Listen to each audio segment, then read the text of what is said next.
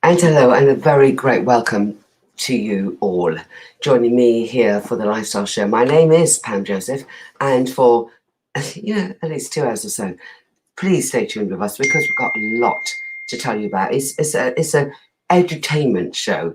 We educate you, we inform you, and we also entertain you as well. So that's what we're all about. So I'm going to bring in very quickly because it's such a packed show.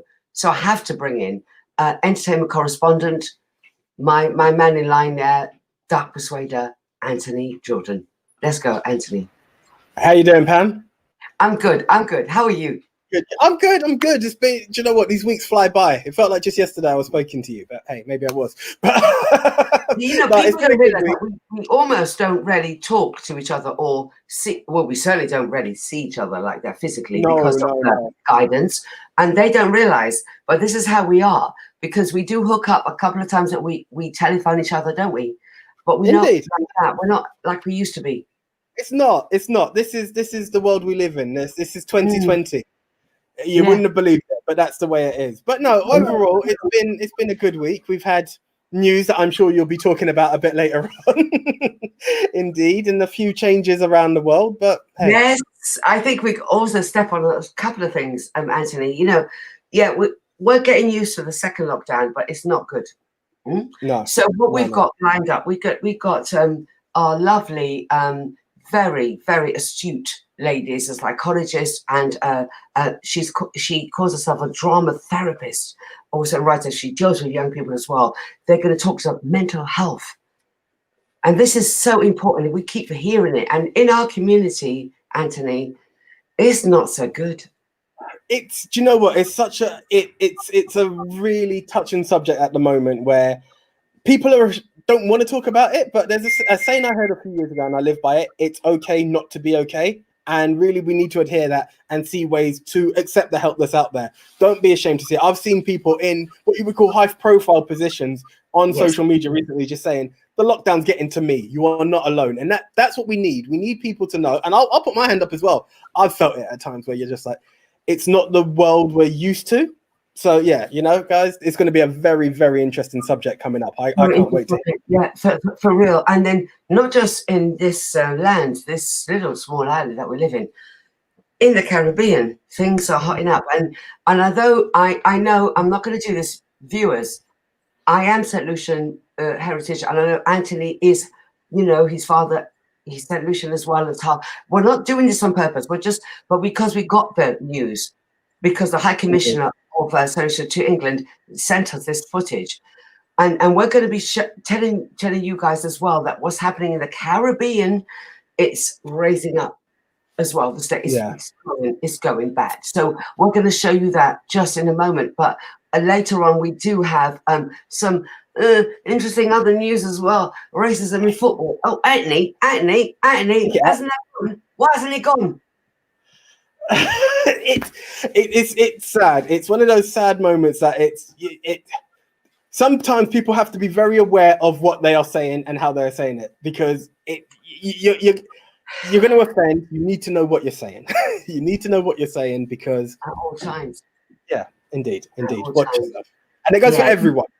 Yeah, if you got the head of the Football Association of England saying words that is not, quite right, then how can you expect the fans even to comply and do things properly? So we're talking about that. We've got the guy, one of the greatest ones that started off the campaign, Kick It Out, Kick Racism Out of Football. He's going to be joining us later, about 7:40. So stay tuned for that. Yes. And then what have you got on your section? Oh, the Lifestyle Entertainment Corner is packed this week. We have Otis Irie delivering us a bit of music. We also have Stevie J. Now, when Stevie J comes in, this is going to be very interesting because I'm waiting to see the shock on your face. The Lifestyle and Stevie J will be delivering a chart show weekly. We are going to be delivering a chart show weekly. So Stevie's going to be giving that to us, giving us a bit more info on that. And then we have from South Africa, Sifwe Mbata, who's going to be talking to us about his recent award winnings and that. So we've got a packed show. We have a very packed show this week. Well done, Anthony. Okay, that's cool. That's lovely. So, Anthony, I'll see you later. Yeah, okay. I'm out. Okay, and have a good one. Thank you. Okay, so let's start with this. Not only in England, not only in the rest of the world, I mean, you know, Europe and whatever, but people keep missing out Caribbean. So we deal with the Caribbean, and we have to. Recently, we've heard that there's a recent spike in cases in the Caribbean. I just said earlier, it's not just about, because I am Parentage St. Lucian, that's what we've got though. Info that we've got. There was a press conference, a news conference in St. Lucia where the Prime Minister, Prime Minister Chastanet, had to bring down new lockdowns from 16th of November, and he's almost basically locking down the country again. So, if you will, we're going to hear about things going on, and there are 2 deaths now. There were never any deaths in St. Lucia. Here it is. Well, good afternoon to members of the press. Thank you again for joining us. We've just come out of a very successful meeting with NEMAC, national stakeholders for the COVID-19 response management.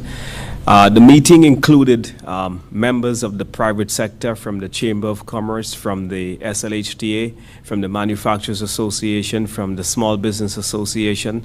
We also had representation from the civil society, from the religious community. We also had participation from the opposition, the main opposition, St. Lucia Labour Party. So present at the meeting were the opposition leader, Honorable Philip J. Pierre, and also former Senator Joachim Henry.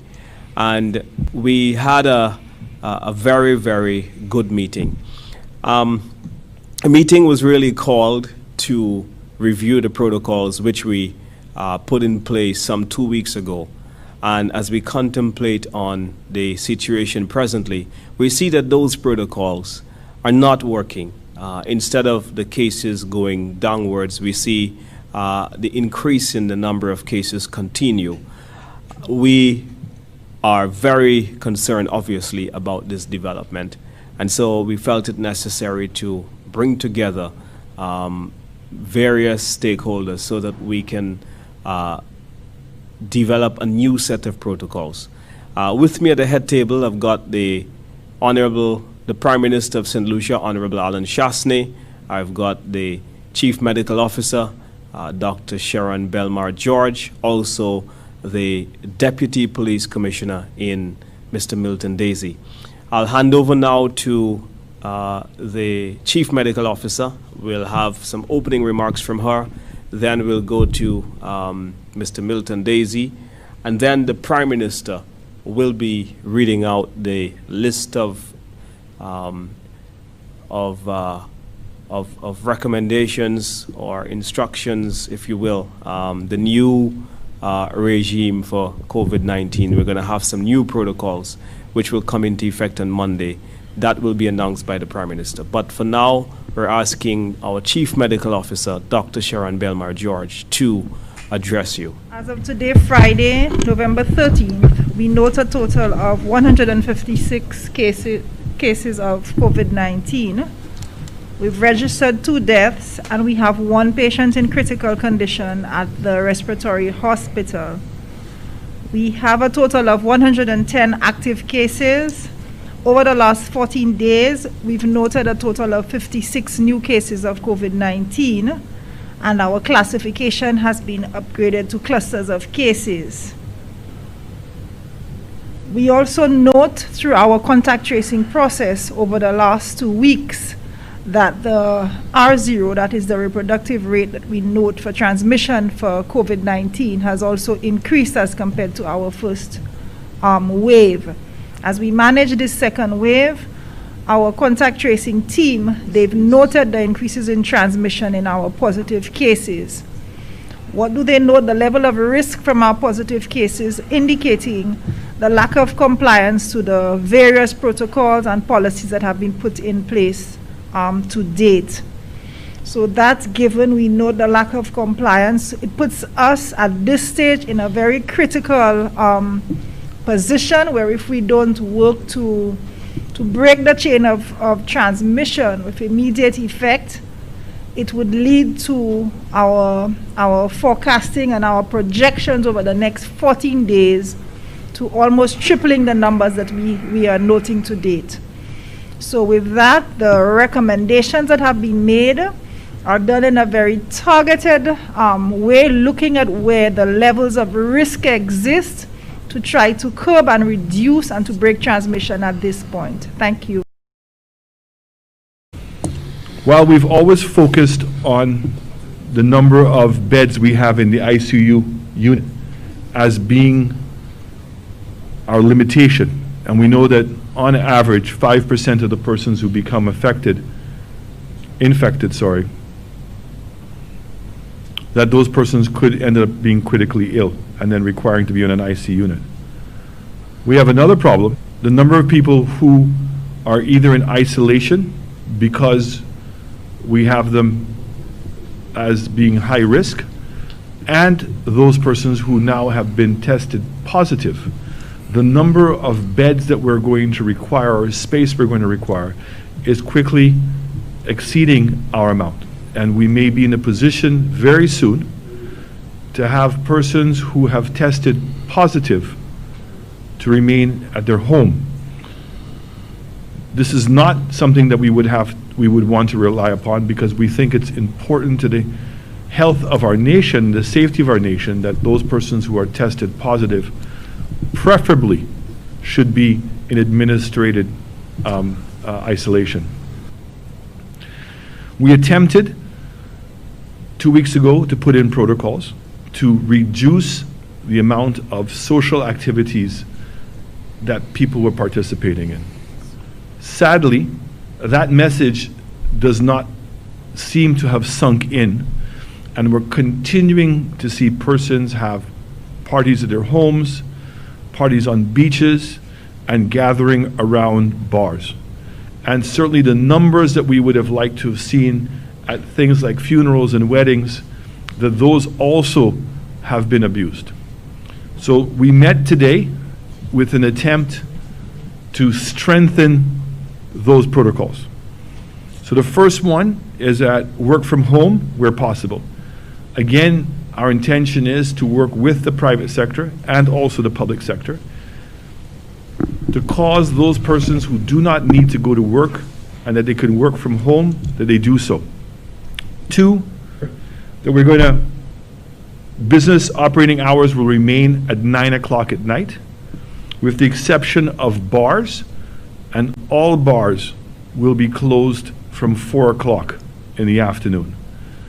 Those bars / grocery stores in the communities can continue to offer liquor on a grab-and-go basis.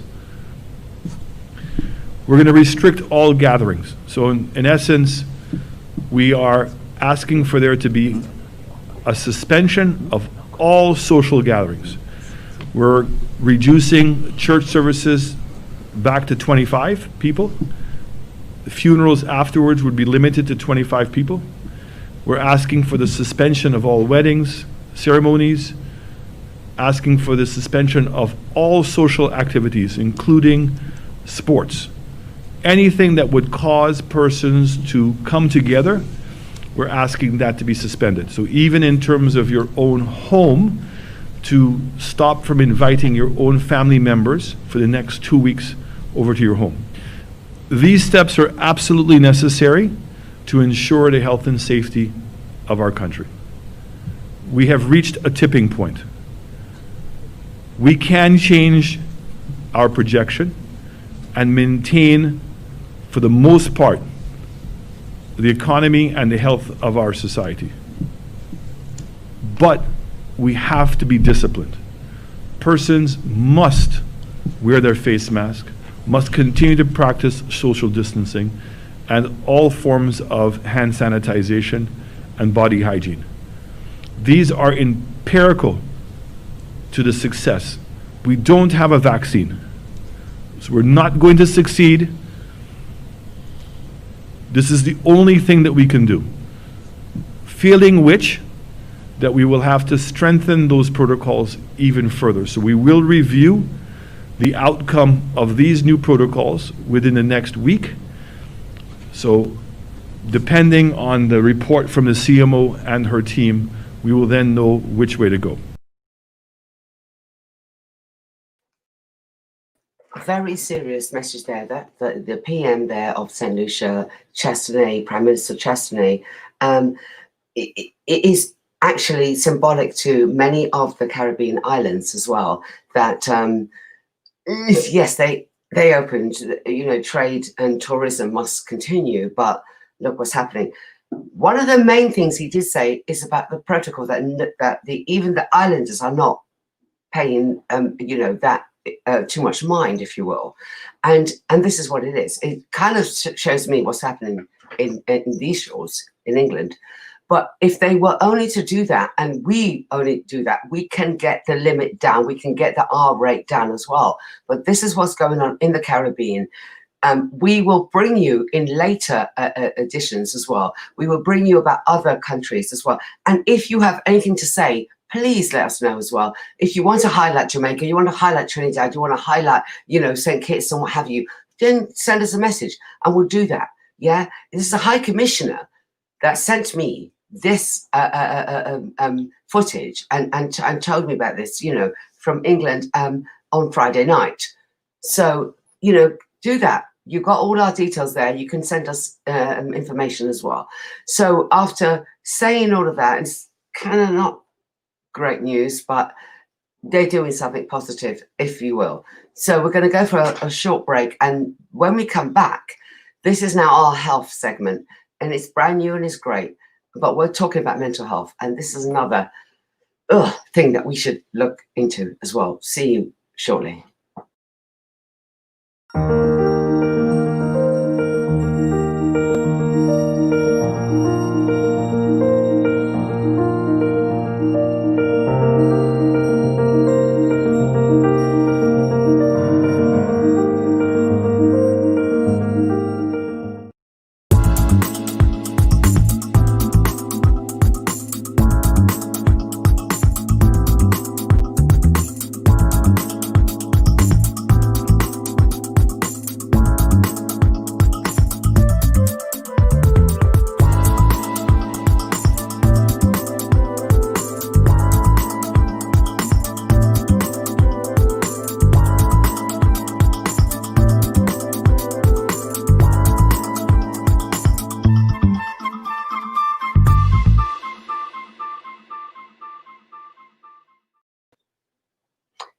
Here we are, the health segment. This is sponsored by Diabetes, and we're dealing now with the health, mental health of our people. So let's start it nice. Can we get that segment? Lifestyle Health, sponsored by Diabetes. And here we are. So we have with us Dr. Juliana Owenware.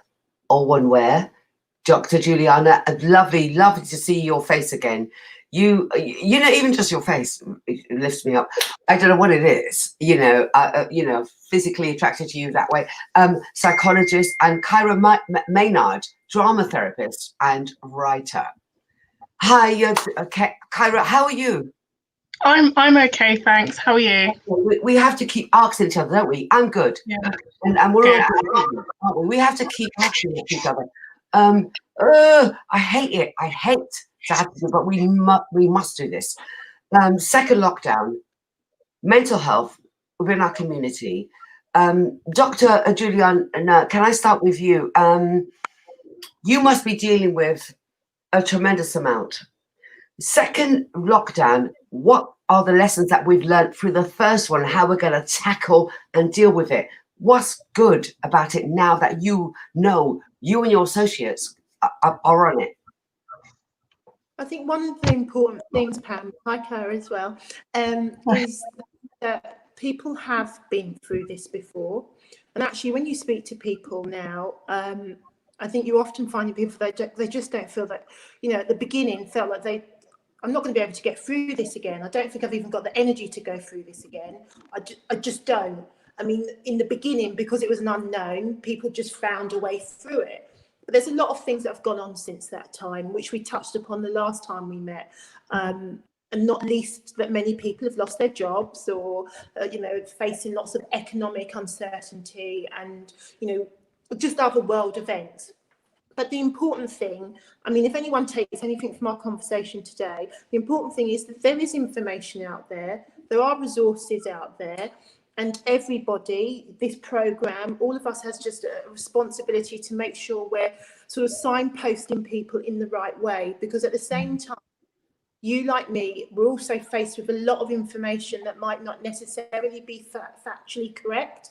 They might be, they might attract a lot of attention on WhatsApp groups or, I don't know, social media sites. And often when you're sort of exposed to that information, it can leave people feeling really anxious and really worried, you know, not least information even about vaccines. I think the most important thing that we can do is make sure we're directing people to the right information or the right sources that support them at a time that they need that.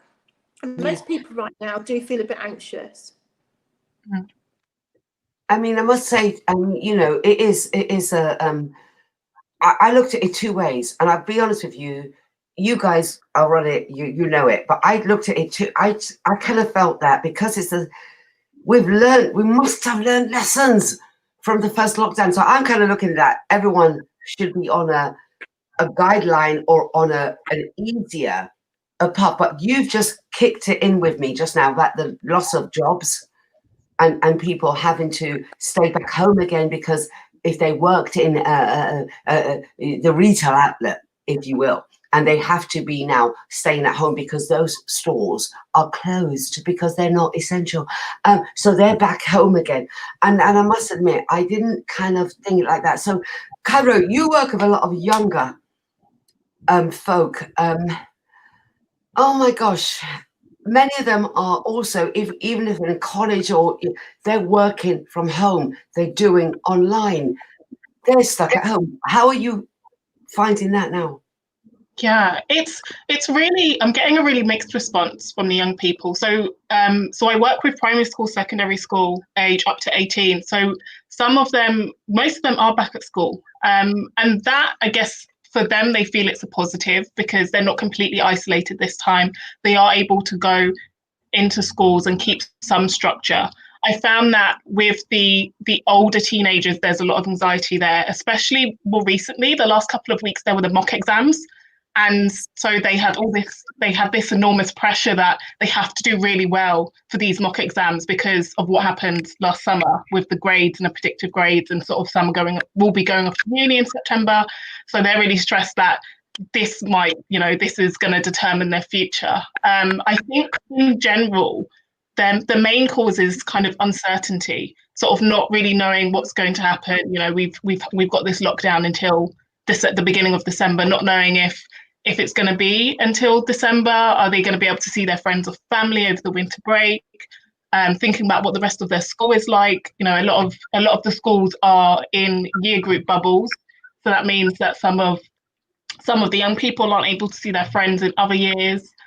So that part is really restrictive and really difficult for them to manage. And then obviously, if their parents are affected by the lockdown, and you know, there's issues of them not being able to work, that's then going to have an impact on the young people that I'm seeing as well. So it really depends. I think it depends on sort of the age range that these young people are in, sort of what their home situations are like, in just how they're dealing with this lockdown again in general. So what we saw was when the first lockdown came and then it was lifted again, everybody was doing their own thing. So in case of resources, when you say resources as well, how come, you know, what we're looking at now, why hasn't the government? I know they've said they've put resources in there, they've put money for mental health situations, but it doesn't seem to be going through everyone or everywhere. I think though, Pam, and I think we'll find that with lots of things, but I also think we still suffer an issue where people don't know where to get information, and they don't know how to access information. And also, you know, we're also talking about many of our own communities where actually sometimes talking about your experiences that might edge anywhere near to mental health problems can still feel a bit stigmatizing and a bit of a taboo, and not knowing what to talk about or how to talk about it. So I do think there is quite a bit of information out there, and it's been coming out quite a bit and different resources, but I just don't always think people know where to get that information from.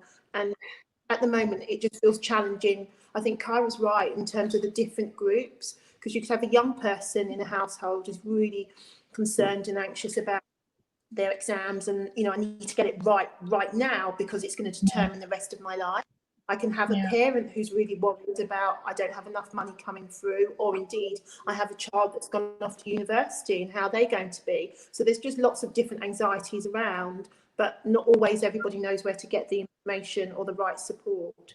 Yeah, you know, you touched on something there, Dr. Juliana. In our community, sometimes it's about keeping your dirty laundry, if you will. That's a phrase I'm going to use inside. So even the younger ones growing, they know about their parents and their grandparents. Don't talk about things like that. It's taboo. It's don't talk about you having any mental health issues.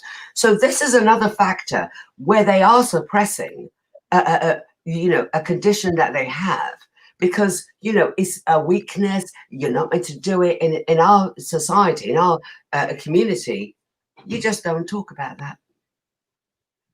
Yeah, and it's true. I mean, I'm sure, again, Kyra, I know that you've probably seen that. But the thing is, at this moment, if we're just focusing on lockdown, one of the really important bits for people to remember is just feeling anxious and feeling worried and feeling uncertain about things. You will not be on your own. You will not. There will be many people that are feeling exactly the same way. So there is nothing weird or wonderful about that you are feeling in that way. The most important thing is that you just recognise you're not on your own, and that there are things that you can do and that you can be supported to do in your everyday, how you function every day to make things a bit better. Equally, there are people that have existing problems already prior to lockdown, where these would have been made worse because of our circumstances. And again, they need help in terms of making sure they're getting the right support, because as services, shut down or change, sometimes you can just be caught in between the provision, the right care that you need. But please don't think that you're on your own, and please don't think you're the only one that feels in a certain way, because you're not. Yeah. I remember, I can recall sort of discussing this last time when we were talking about how do we help each other or look out for each other. And I think it's just checking in with each other and seeing how we're doing, because this is a really difficult time. And I think there's kind of the second time round, mental health is on a lot of people's radars now, such as, there's like Young Minds, there's Mind UK. So a lot of these organisations, a lot of these charities are publishing more stuff on mental health or mental health support, because they realise how difficult that first lockdown was. But it's just finding sort of where to go and where to look for that information. Yeah, where to go, where to look for that information. We've got a couple of, I'm seeing this on the screen, and also we've got some emails that have come through as well. So what we're going to do is, people wanted to actually ask you guys a few more things. You just said something there, Cairo and Dr. You just said it, that is out there, but still people are saying, and this is what I've got here, list of people, where can I get info where I'm living? Where I've tried to do this where I'm living. And so we're going to go on that, because it's there, but how come they're not accessing it? And we're going to deal with that. We'll deal with that. Let's have a little bit of a break. Let me get these questions through to give you guys. Just one moment.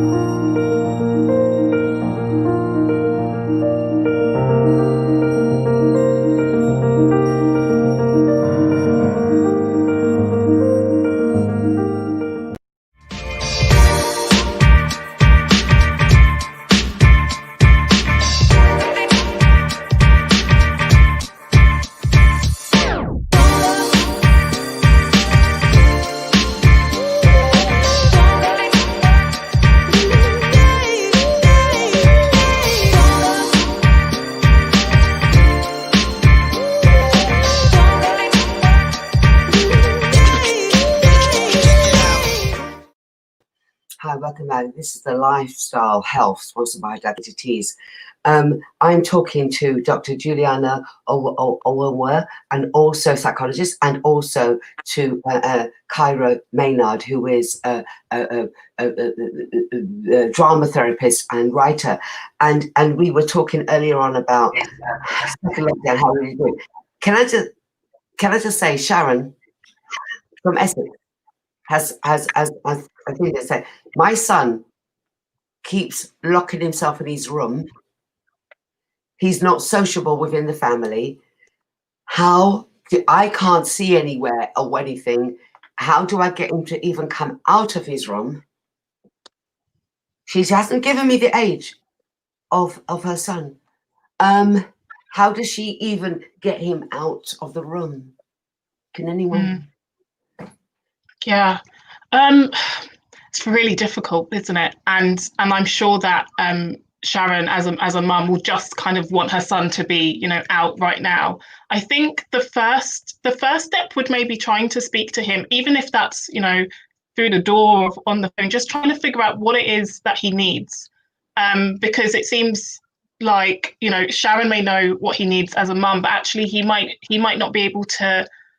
It might be different to what he needs. And I think once they're able to kind of establish that, then mum can sort of help him come out a bit more. It might be that he's not ready to come out and socialize fully. He's not ready to be around everybody. But doing those small steps, just checking in with him, and I know it's hard, but being consistent as well, and just kind of trying to show him that she's there as much as possible to support him. But I think the first step would be checking in, seeing what it is that he needs and what she can do, so that he thinks, oh, okay, I'm not being forced into anything. I can work at my own pace if that is getting back out of the room. Thank you ever so much. So, Juliana, what would you add to that? Anything else to add to that? Yeah, I mean, first of all, obviously, Kyra, I know we didn't have the full detail, so I won't comment specifically on the case, but generally, if I was to hear this, and also I'm just picking up, understandably, any worries that Sharon or anybody else would have. I would just, if it's maybe not her being able to kind of check in with her son, there might be somebody else in the family that might be, that he might feel that he's able just to share. Because I think often, when these things happen, and it won't just be in this person's family, we've all been there sometimes, where what might be bothering you and the person closest to you might not always be the one that you're able to share that with. And that's not because you're not answering the questions in the right way. It's not because you don't care or you don't love. It just might be easier just to share that with someone.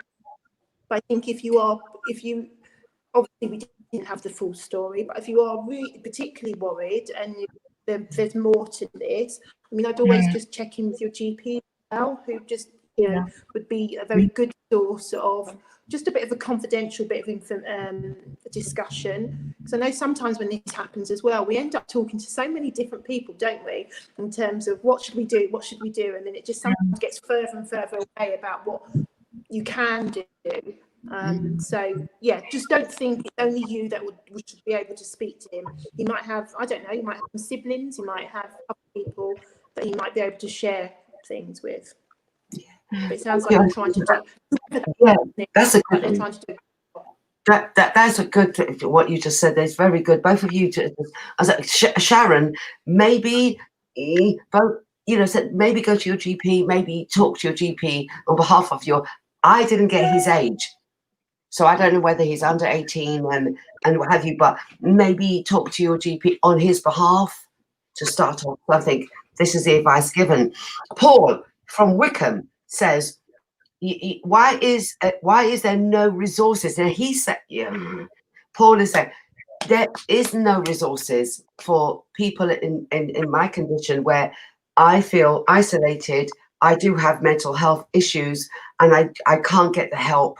And whether or not he's saying about, he's not even talking about lockdown. Why is there no more why isn't there enough resources? Paul from Wickham has asked this question. Yeah, I think it is hard, actually. You know, I'm not here as a mouthpiece for anybody, actually. I think that, you know, mental health services have really suffered in terms of resources, in terms of, just having the right amount of input. And I do think that COVID and the lockdown has shone quite a spectacular light on that. That said, you know, if you're on the receiving end, you know, as your caller has said, whether you don't feel like you're getting the right support, hearing those comments from me really make a difference to you. I still think if that is you and you are in need of support and you're part of a service already, please pipe up and let people know. I do think people are learning a lot more this lockdown compared to how we were when it first started, and we're just, you know, learning as we go along. But please let people know, because everyone needs the right support. They really do. Cairo, let's hear from you. Yeah, I agree with everything that Juliana has said. I mean, mental health services are stretched, and probably even more so because of COVID. But it is kind of, you know, speaking and saying exactly what it is that you need and what support that you are in need of. Yeah. So as to wrap this up, we're basically saying that the two people that, because we've run out of time, but go to your GP, get involved with your GP to give you that referral then to Cairo and to you, Dr. Juliana, get that referral going on. So get them to see someone who can talk to them. So you go to your GP, get a referral for a psychological check. I don't know, you know, a therapist? Everybody needs that, Pam. I just think you need to be clear, if you're watching this, not everybody needs to see someone who's a specialist. Okay. Not everyone does. And just the presence of, you know, worries and anxieties doesn't mean that you're then locked into mental health services. Not at all. Not at all. So please bear that in mind, because that also adds to people's fear that I'm just suddenly going to be locked in the system, which are not. I think the clear thing is that this is the most difficult period that people have ever been through. It does affect how you think and feel. You do find that you act in ways and, you know, and do things that might not have always been the way that you've acted. What we just want is for you to have access to the right information. So in relation to your first call, because we didn't know the full details, maybe the first bit is maybe just to, you know, maybe there's someone else in the family that can go and speak to the son. If you're really concerned, because we don't know the full details, do speak to your GP. But it doesn't mean by speaking to your GP that you're going to be part of a formal service. I would say there's some information. It just came out even, I think, last week, 2 weeks ago, updated guidance from the government that's focused on mental health and well-being during COVID. Please have a look at that. Just put it on your internet, and then it gives you a kind of nice list of all the other resources that are out there. Because there's so many, it can feel really confusing. So just having one place to look, and then you can pick and choose what suits you. But just because you feel down doesn't mean you're going to be seeing a psychologist or a psychiatrist or anyone. Nice one. Nice one. Les and Cairo, you want to say an ending piece as well? No, not as long as Juliana's. I agree with everything she said. I was going to suggest Mind UK and Young Minds as well, because they have specialist information for coronavirus. So if you don't go to gov.uk for that sort of information directory, there's Mind UK and Young Minds for the young people. They both have coronavirus information hubs, so that could be a first point of call for support and advice before it needs to be escalated. Excellent. Thank you ever so much. Ladies, you are just so wonderful and powerful. And I need you to come to my home and stay in my home. So you can help me with my girls as well. That's a joke. I've got them both now. They're online now. They're university and academy.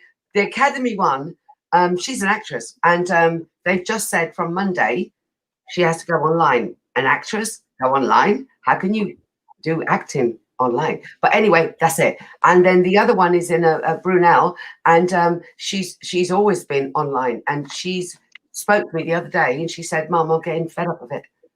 And you know, I want them to hear what you said. They're upstairs. They're going to hear it. They've heard it, and this is good because you know what's happening.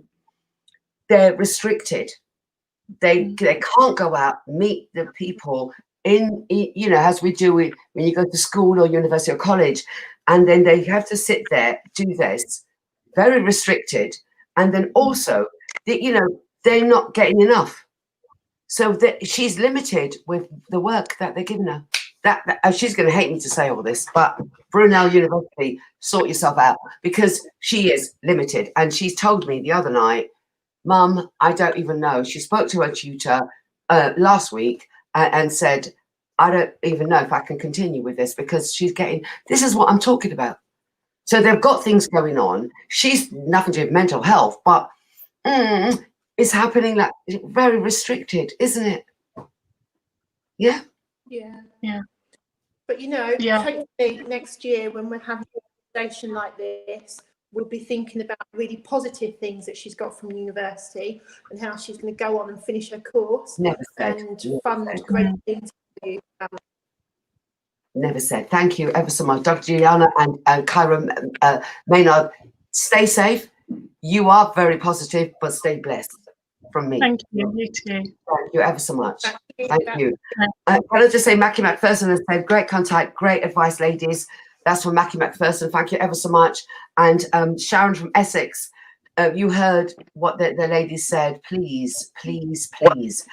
Karen Small, unfortunately, students are finding it more difficult, especially with the changing season. Winter is very lonely season, getting darker sooner. Some are losing the will for their future. And I just spoke about my daughter, and I had to give her the uplift. And as well, many parents may not be able to give the uplift. I don't know, but I can give it to my girls because I can, and I do. And I do it every time I speak. But it's good that she came to me and she spoke to me, Mum, I'm not liking this whatsoever, you know. But I spoke to her. Thank you ever so much for your comments and everything else. After the break, football, racism.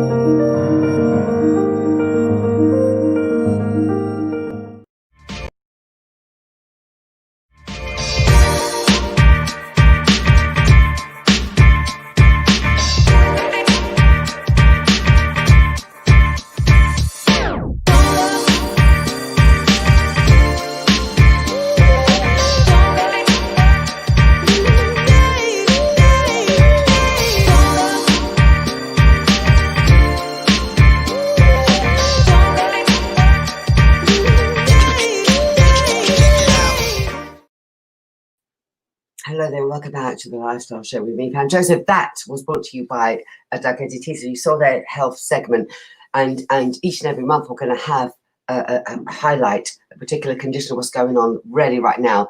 This is serious things, and mental health is it is a huge issue. So thank you to the ladies there that spoke to us, and it wasn't long enough really, but here we go.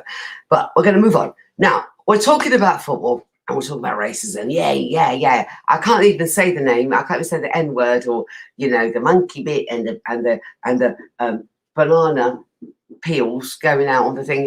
They know it all. But the head of the England's Football Association said wrong things. He called my brothers coloured players. Coloured football.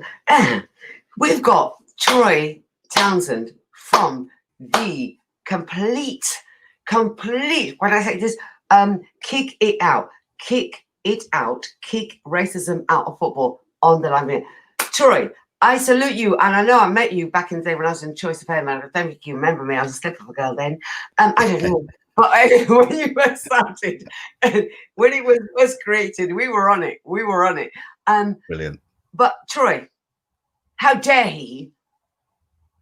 This is a chap who was head of the English Football Association, and you're calling my brothers coloured footballers. Talk to me first of all. Your sort of relationship with the association anyway, and how they welcomed you when you created this initiative. But talk to me about particular this chap. Greg Clark. I'm not sure we've got enough time to discuss all that maybe there is around this gentleman, unfortunately. Pammy's been prone to using lazy terminology and language in the past. 3 years ago, you may not remember the case with Eni Aluku, the former England women's player who was challenging the FA about stereotypes within their environment, you know, an elite environment, you know, and Eni quite rightly took them to task on some of the language that was being used to describe her, her family, and also the fact that she didn't feel comfortable as a black player in that elite England environment. Greg Clark, the terminology he used then when being questioned by the DCMS committee was that racism was fluff. And when he said it, I was in the room that day. To be totally honest, I can't believe that he got away with saying that at that period of time. Then you may remember England versus Bulgaria in October last year, 2019. When our English black players were being racially abused by the Bulgarian fans. Yeah. And Greg came out at the end of the game and almost applauded UEFA for the way that they have challenged racism in the past, and also said that, you know, the racism wasn't that much in the second half, and that's why the game continued. There were calls again for Greg Clark to either dismiss what he said or actually to step down because it was deemed that he wasn't fit for purpose. Then last Tuesday, to my astonishment, to be totally honest, I was listening beforehand. It was getting a little bit boring. I went and made myself a cup of tea and came back, switched back on just at the right time, as he was calling black players coloured. And the thing for me, Pam, is that he said it with no regret, no remorse. Nothing. He said it. He said it, and he carried on. Continued with his sentence until obviously one of the people that were questioning him said, "You may want to rethink it." Rethink that. And now the thing about that, Pam, was that he then said, "I apologize if I said it." If I said it, which says to me, sometimes you're not even aware of your own bias, you know, that bias that exists in a lot of us, you know, in all of us, to be totally honest. But he's the head of the Football Association, you know, the association that is there to help people, to support people, to guide people. And yet, you know, and monitor for racism and any team where their fans are racist, he's on top of that, and he's meant to be. This is not just fans. This is not just fans. You know, we've had incidents where player on player. We still have incidents of player on player. We had a multitude of incidents last season before lockdown, and the FA have been questioned quite a lot about their procedures and how they're dealing with racial discrimination in the game that has existed for forever and a day, to be totally honest. And we're still in this space. But the bigger thing for me, in terms of that language that he used and described us all with, was that it seemed very natural, which then questions what happens in those power corridors when they are talking about the black experience. Yeah. You know, we've got some remarks. Daddy Ernie, and he knows you, Troy. Okay. He's You're going to put me under pressure. I hope not. Yeah, well, no, he's good. He said Paul Elliott should get Clark's job. Who's going to replace Clark, Troy? I couldn't tell you. You know, it's not. Think then ought to replace Clark, Troy? I think it's time, and that's a great shout in terms of Paul Elliott. I do think it's time for former players to be part of the power circles, the power structures, because they know the game. Greg Clark was a businessman, full stop. A businessman that, by the way, was not just the FA's chairman, but it was also FIFA, the ruling body. He was their vice president as well, you know, and he's had to step down from that role. I think it's about time that we started seeing black players involved in the higher echelons of the game. You know, we're good enough to be the entertainers on the football pitch, but the minute it comes to managerial directorships and those really important roles, we're not being provided with those opportunities. So there's a number of good people with you know, our Lord Paul's a great one. Heather Rabat, who used to work at the FA, is also fantastic, by the way. There's a number of great people that hopefully will be considered for this opportunity. And I do say hopefully that generation ought to go. The whole of that generation, Clark's generation, ought to go. Danny has been very critical here. Somebody else, come back with that comment that somebody said. But let me ask you this question, Troy. If you don't even have managers, black managers for football teams in England, then how the hell are you going to have a black person being the head of the Football Association? Well, this is it. It's time to break the mold. You know, it's time to break the mold. We're not, you know, since the summer, you know, the unfortunate, well, I say unfortunate, the murder of George Floyd and the way that football stance has been, particularly the players around Black Lives Matter, it was not only in support and solidarity of our American, you know, brothers and sisters, it was also to say to our own game, we need to sort it out. You know, black people have not been treated good enough in this industry. You know, yes, like I said to you before, they laud us when we're on the football pitch, but they don't laud us in any other area. You know, we've got 5 black managers in out of 92 clubs. We've got 1 director in Sir Les Ferdinand, director of football, by the way, and we've got 1 chairperson, you know, and those figures are absolutely ridiculous. And it is time for change. And I think there's a wave of opinion now from important black people who have said enough is enough. And it's time that we now take control of that narrative. That's how we've got to do this. How do we do this, Troy? Well, how do we get together? What are we going to do? We're going to get a group of people together. We're going to have a conglomerate. How are we going to do this, Troy?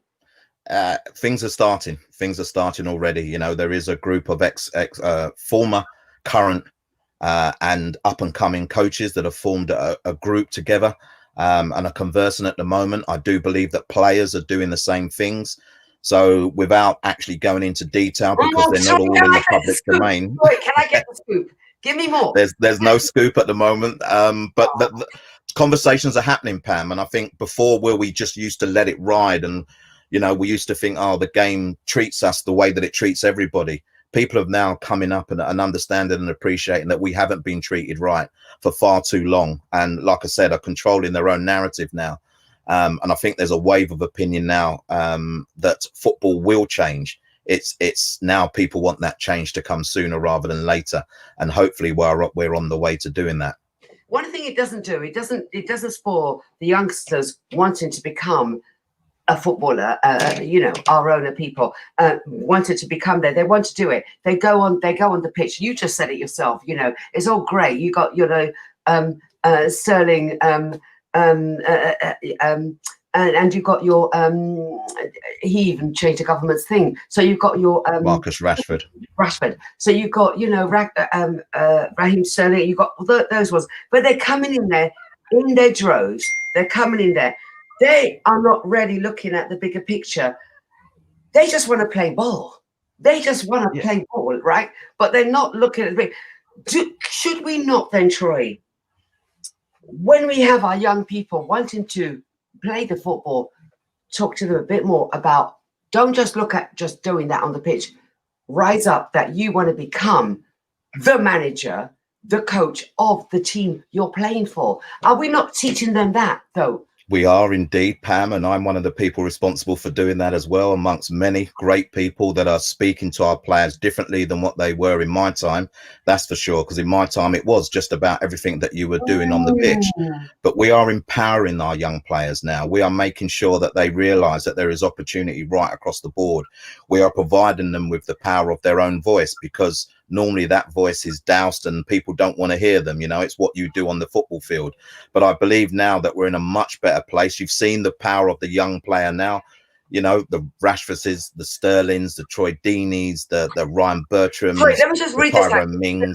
Black people are not being taken seriously, and we need to change. They will not talk about other races in that way. You know what, Teresa? That's general in society, though, Pam. I think that's general in society, and football is a part of that world. You know, it's not just the game of football.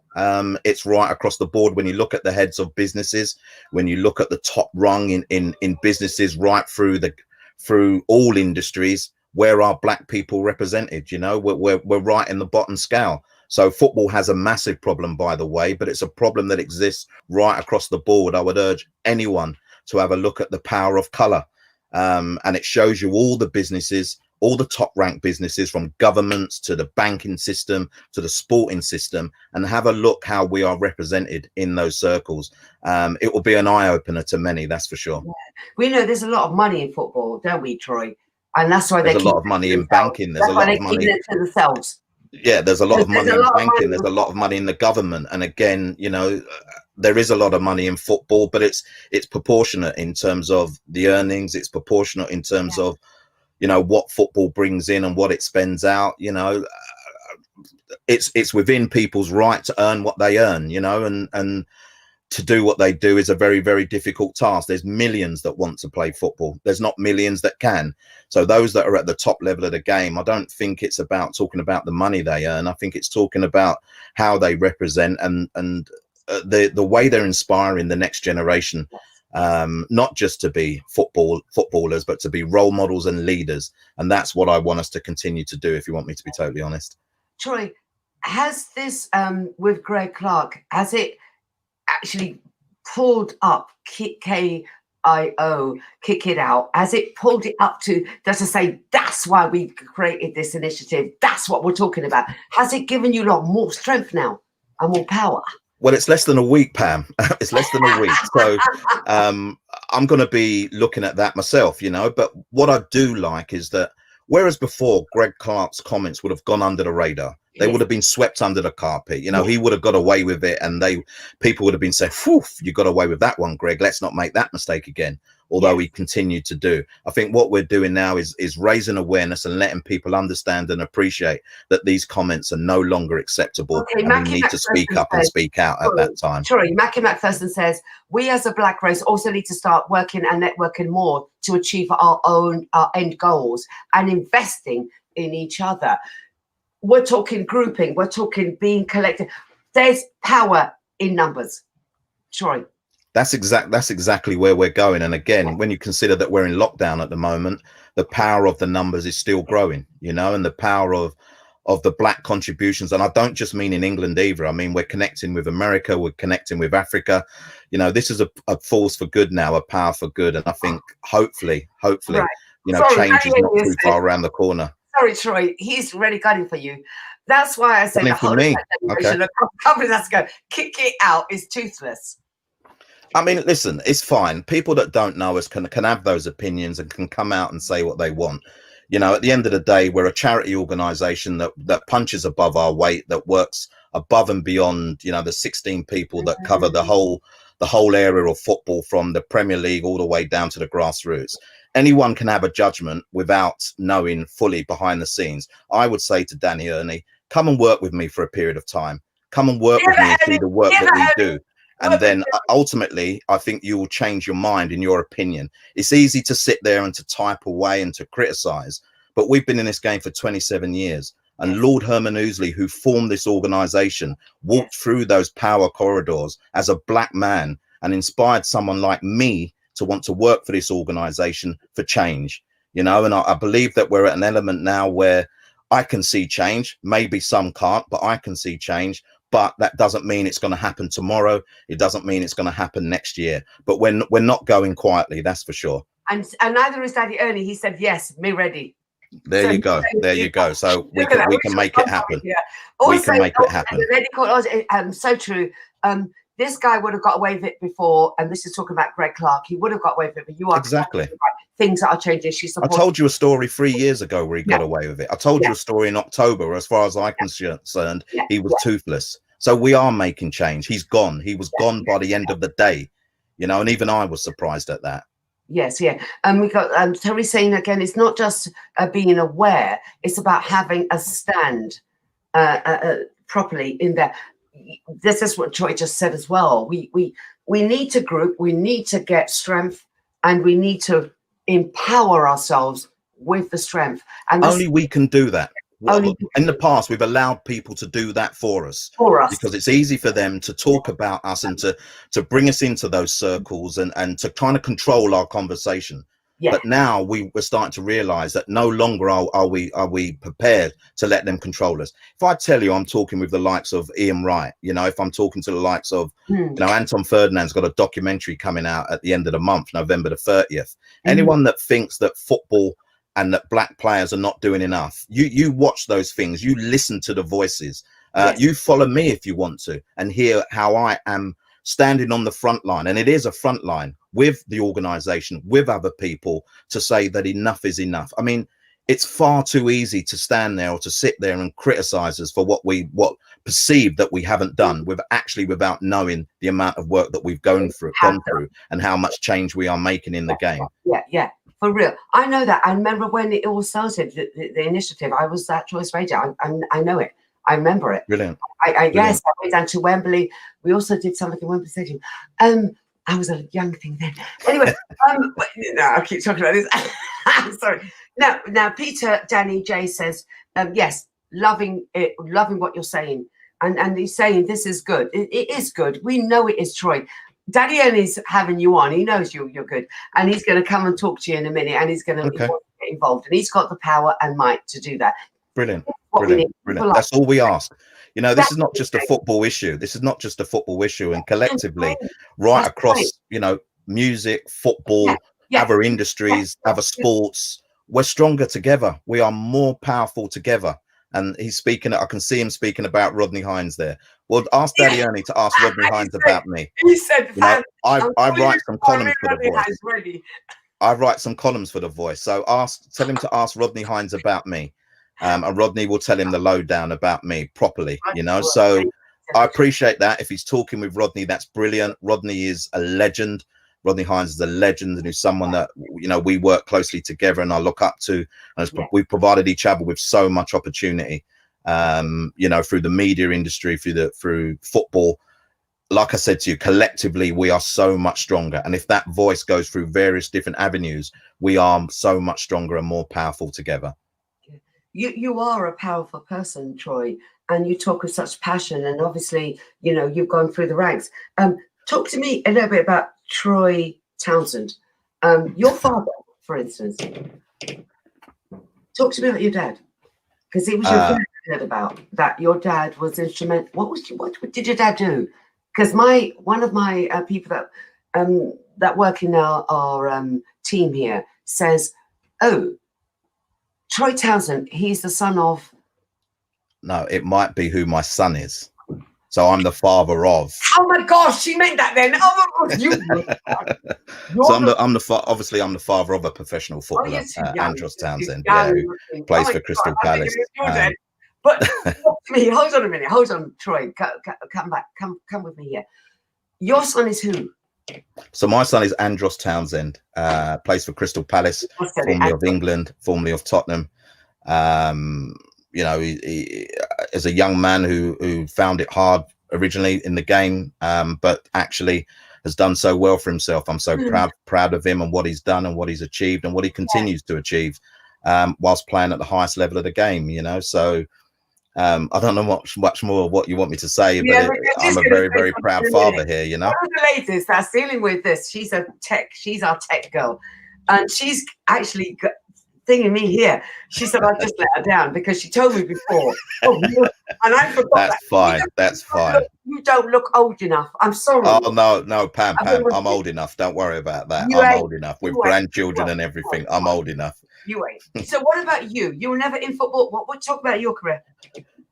Always been in the game, released as a youngster. So you talk about, you know, our youngsters. I was released as a 16-year-old and suffered quite a bit mentally. I didn't know at the time what I was going through, but, you know, the only thing I ever wanted to be was a footballer, and it's the thing that I consumed all my energy, you know, even when I was at school.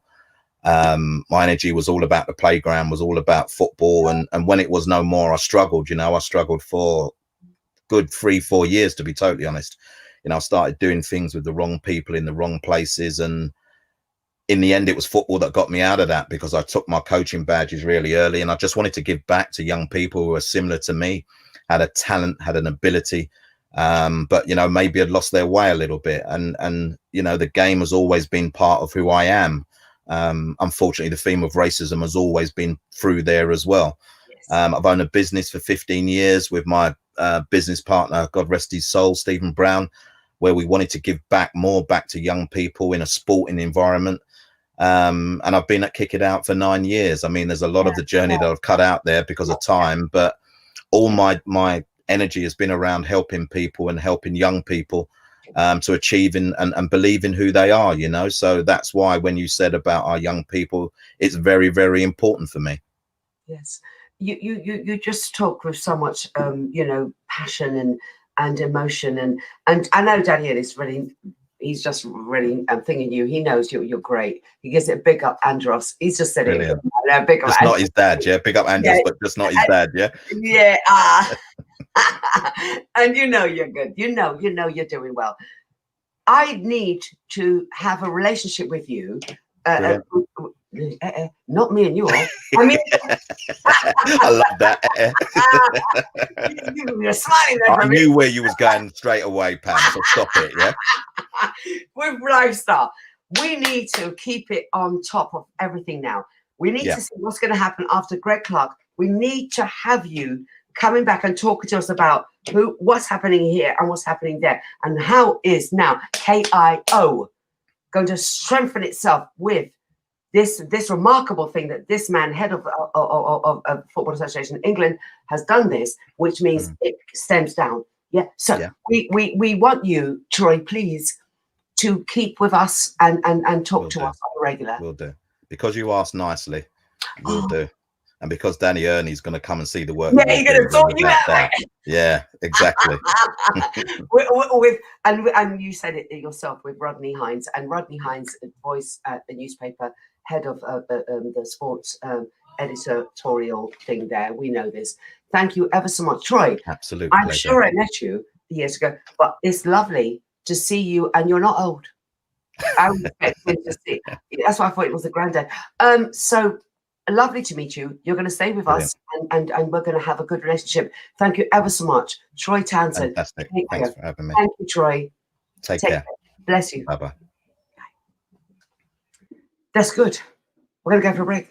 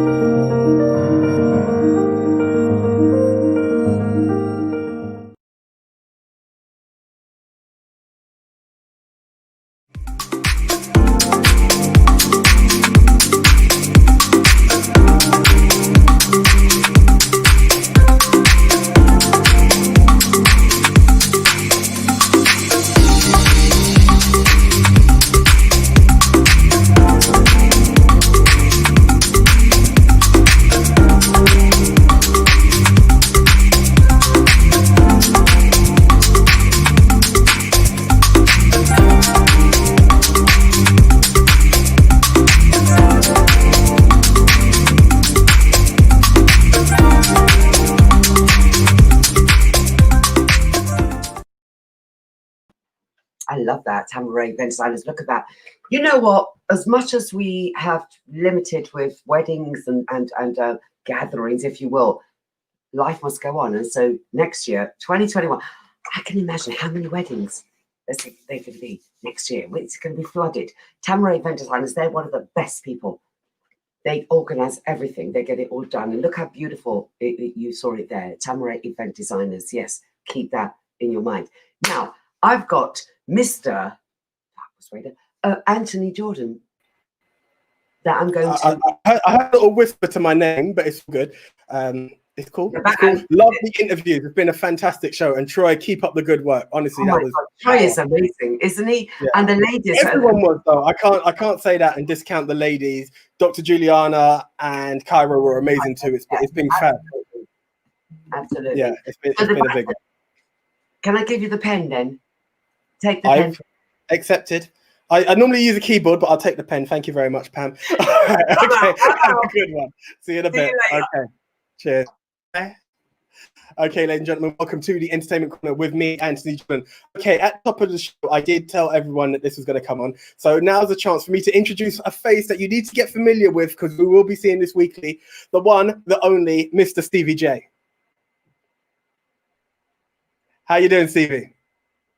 I'm all right. Good evening. How are you? I'm good. I'm loving this. I'm loving this. Right. The T-shirt says it all. The name says it all. The Stevie J Chart Show, the lifestyle show, the Entertainment Corner will be having a weekly chart show. Now, before we do get into that, can we just get a little background as to who Stevie J is and how the DJing journey? How did you find your way into the industry? Okay, my name's Stevie J. So it all started when I was 9 years old, and I used to go to the school disco, and I was invited by somebody to play music with him. So what I did from there, I learned the pop trade. And then as I got older, I learned the reggae trade, the roots trade, the lovers trade. So I've been in the industry, doing music 45 years now. A long time. Seriously. Yeah. So you're looking young. I wouldn't have said you reached that age. So you've done it all. Yeah. And then, so how did the whole concept of building this chart show come about? About 2 years ago, I got to a stage where I was always buying music off all the sites to support our industry. But we never had people around the country who could purchase because they didn't know where to purchase it. So what I did, I got invited onto Sting Them Radio in Birmingham, who gave me a position to start my Stevie J UK chart show. So what I actually did from there was I put it together with 26 artists, and all they had to do was get their people to purchase the track, which supports the community, it supports the producers, it supports the artists, and then text it to my studio number. And then that will make them go up the chart, down the chart, leave the chart. And we do that week in, week out. And since then, I started on one radio station, stingthem.com in Birmingham. And now I'm on 8 stations live. And we are all around the world and all around England. And we're doing really well. I have to say, since you've come on, all I'm seeing, I'll just have to acknowledge everyone that's here. We have Lillian Harper saying, big up Stevie J.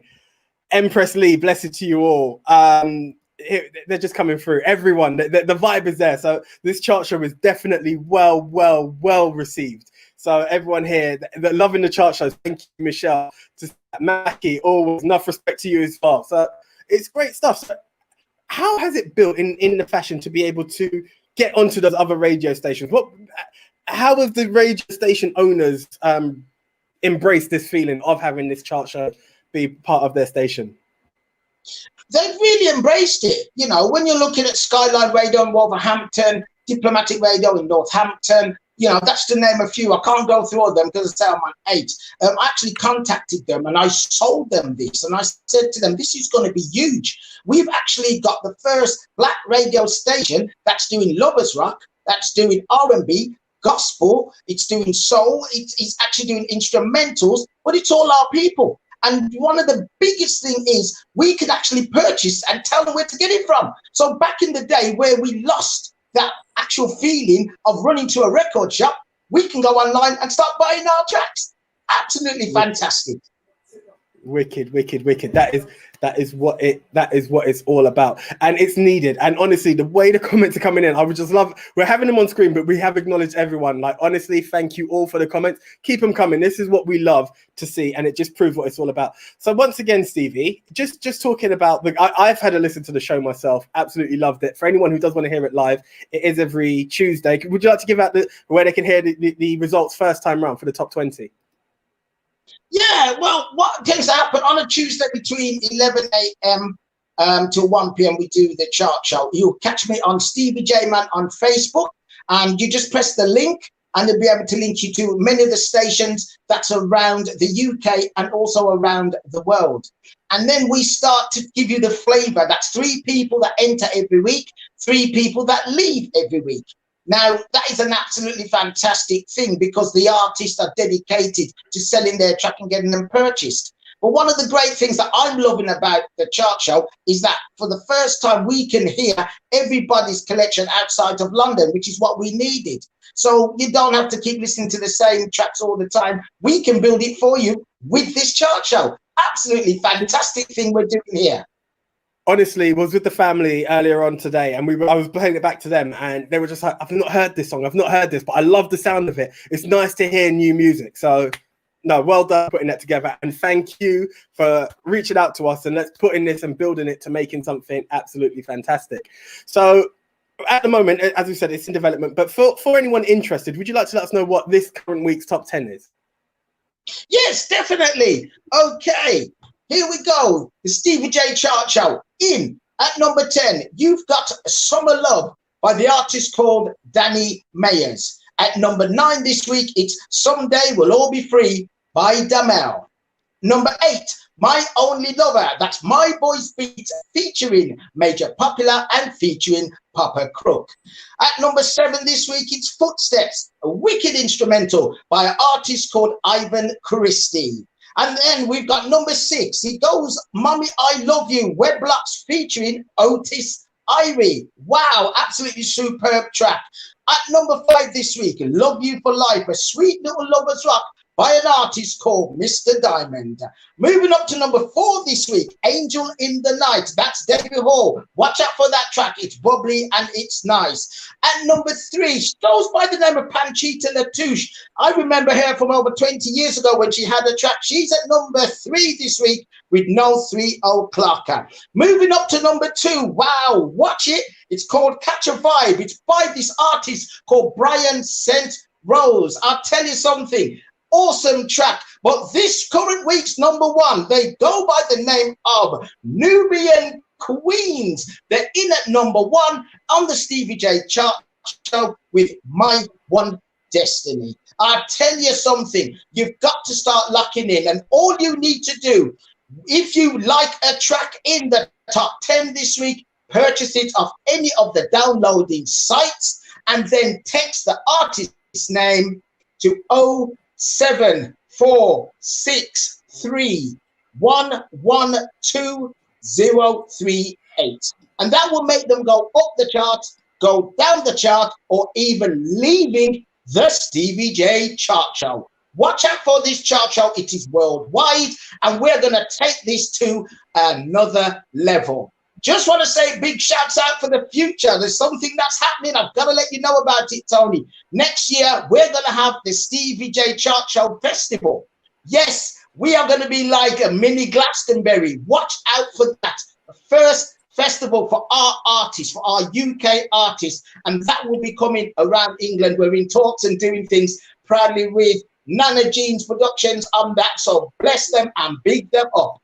Wow, what a chart show. Are you ready, Anthony? Is the public ready, Anthony? Over it. I am all over it. The lifestyle show is all over it. The comments prove everyone's over it. Mackie's just said, excellent chart show rundown. What a natural. The Nubian Queens are in the house. I've seen all the comments from those ladies, honestly, and we will be having the ladies on for an interview because, am I not mistaken, is it the 2nd or 3rd week at number 1 for them? Their second week at number 1. But the thing is, will they be there at number 1 for a 3rd week? Find out Tuesday, 11 a.m. to 1 p.m. on stingthemradio.com and see if Nubian Queens will still be there. But don't forget, next week, Sunday, I will be back with the rundown of the Stevie J Chart Show Top 10.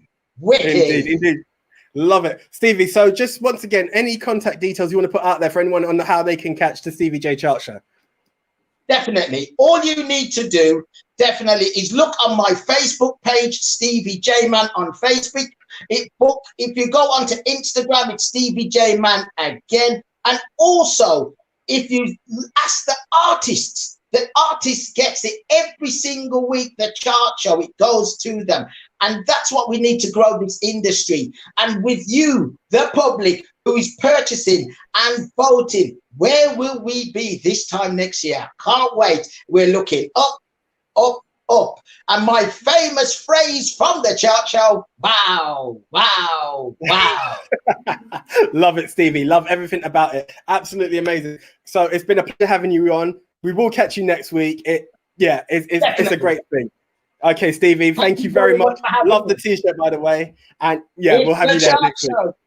That's definitely. The one. Watch out. Who's going to be #1 next week? Find out on Tuesday. The place to be, Stevie J Chart Show, stingdenradio.com. I'll tell you something, we are ready. And big respect goes out to you, Anthony, and the full crew, who's going to be telling the whole of the world where we are week in, week out. This is going to be big.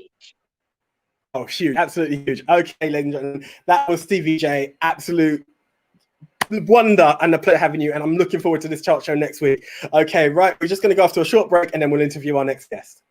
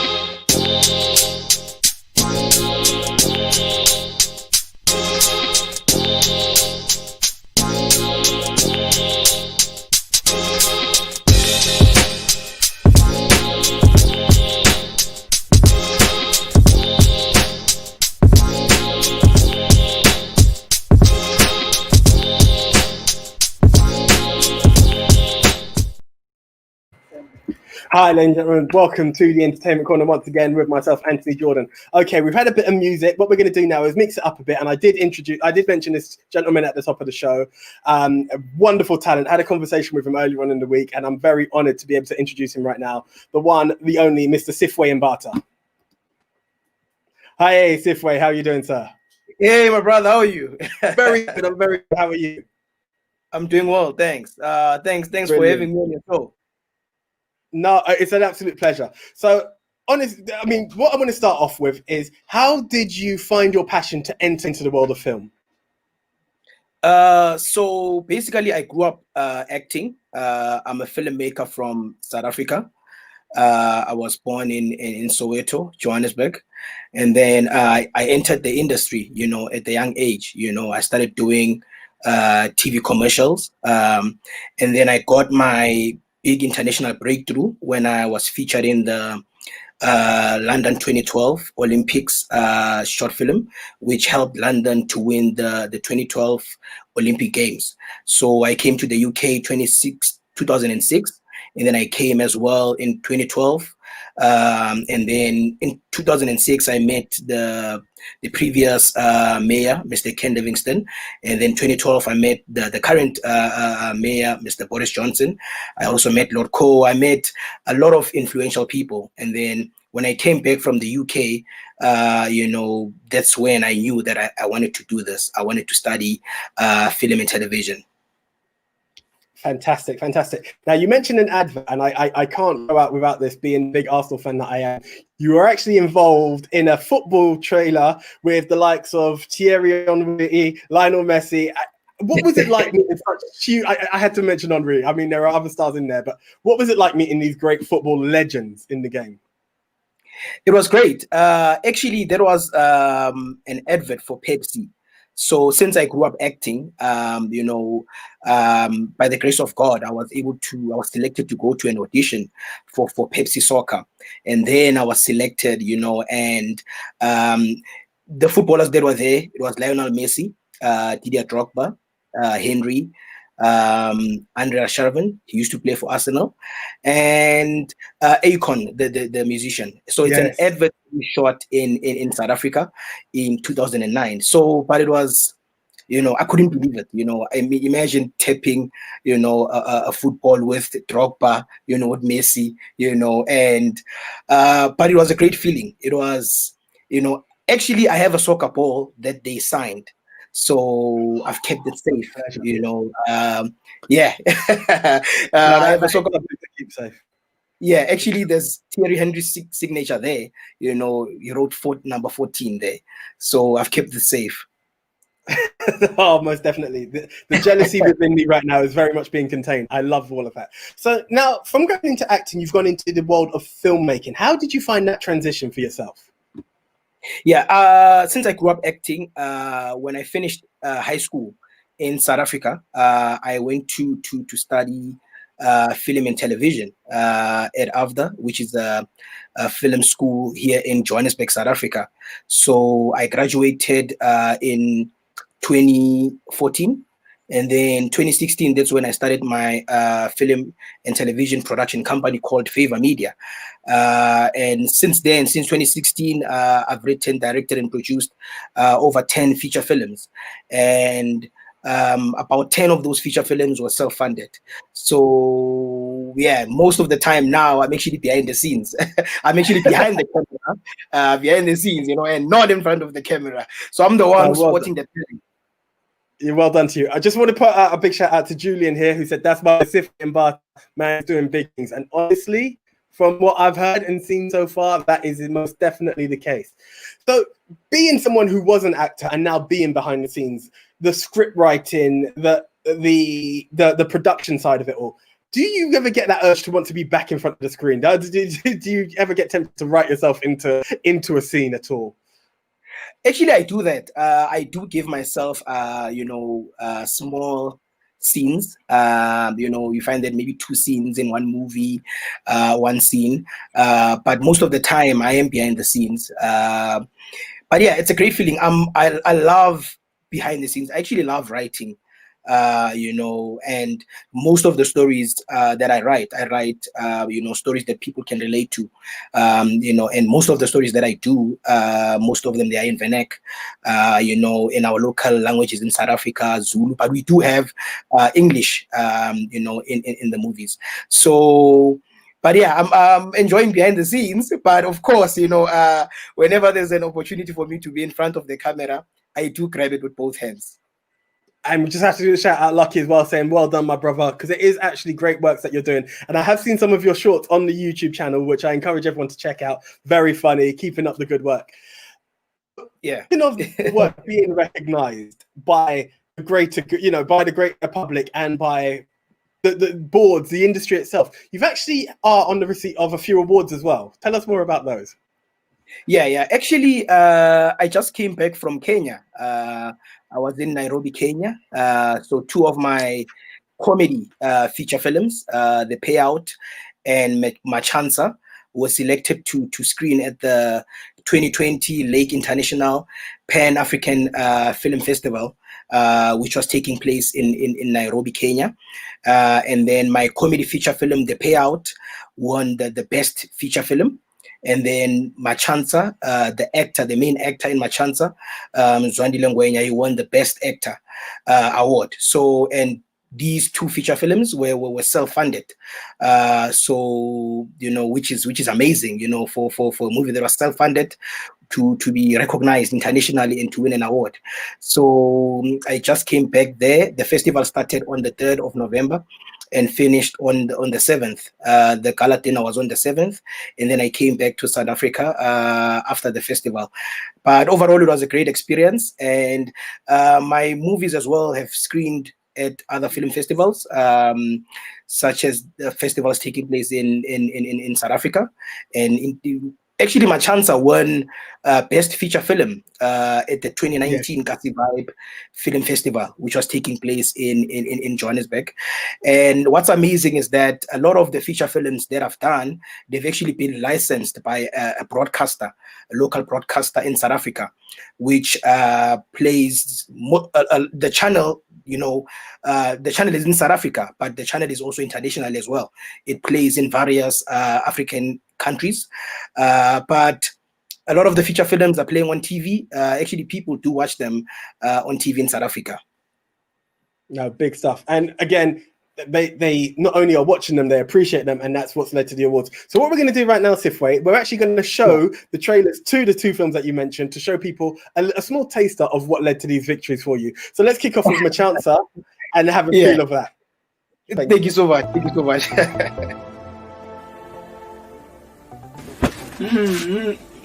Amanye amadoda avukile alungiselela ukuya emsebenzini wena ududluke ebhedi jwale akunjwe elo robane ngoselo batla mosebetsi ka gona kana disabapong ye yeah mona mkhozi vuma DK andiqhela ngoyenza lento it's just that ogondine stress lately sibongela ngishile sorry my dear no job uthi sipane sinjani ufunana nazo noma wengadi mfethu okasifithe posipanise.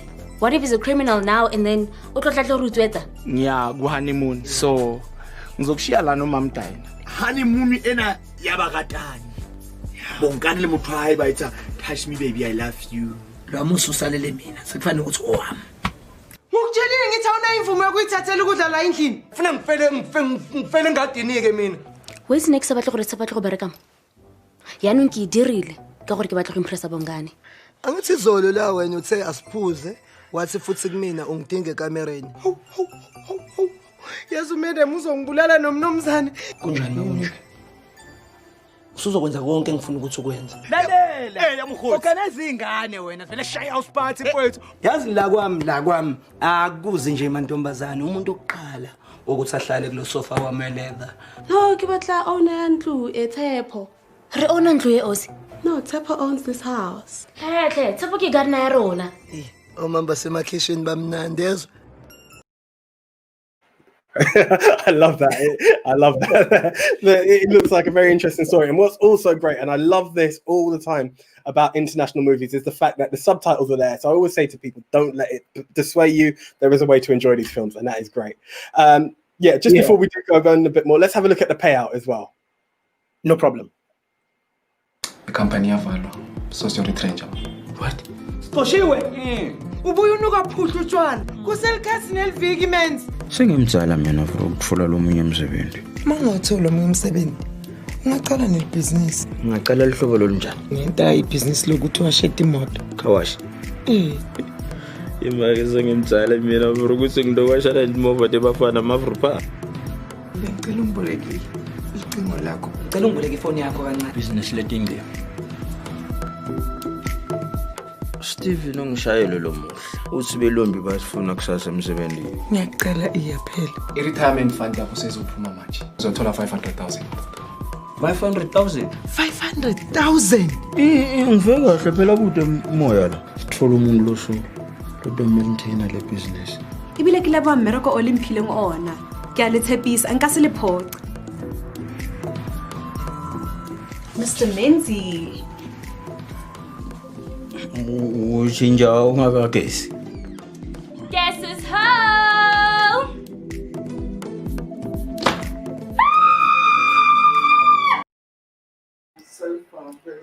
Okay, right. Okay, we've got Zipper here. Tony, go on my page. Right. Okay, that's for me. Hit me up after. My Instagram's there. We'll get onto that music.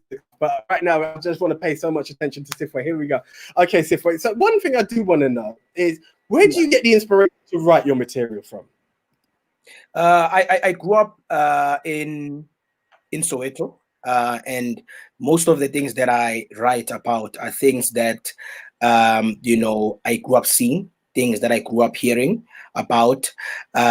So, for example, with Machanza, it's a film about a boy who pretends to be what he's not, in order to impress women. So these are things that, you find that me and my friends would be talking about, to say, imagine if this were to happen, what would you do? Would you pretend that it's your house, that to win women over.